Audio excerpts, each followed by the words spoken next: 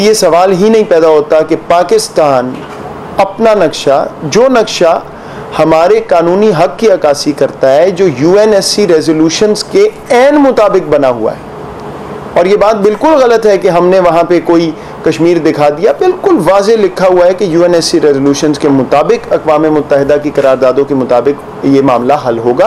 और भारत है जिसने इलीगली ऑक्यूपाई किया हुआ है मकबूजा कश्मीर को। बड़ा मुस्बत और ठोस जवाब, उसके जवाब में भारत ने जो प्रोटेस्ट किया था हमने भेजा, और उसमें बिल्कुल वाज़े तौर पे ये हमने बता दिया कि ऐसा हो ही नहीं सकता कि हम वो नक्शा जो है वो ना हो। ये हमारी चॉइस है, हमारा लीगल राइट है।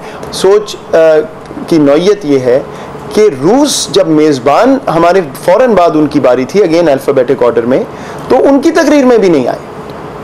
इससे ये भी वाज़े हो गया कि पहले हिंदुस्तान के नक्शा आया तो क्या फ़र्क पड़ा। तो जो ये पूछ रहा था आज उसका अल्हम्दुलिल्लाह जवाब मिल गया कि हमने क्यों ये इक़दाम उठाया।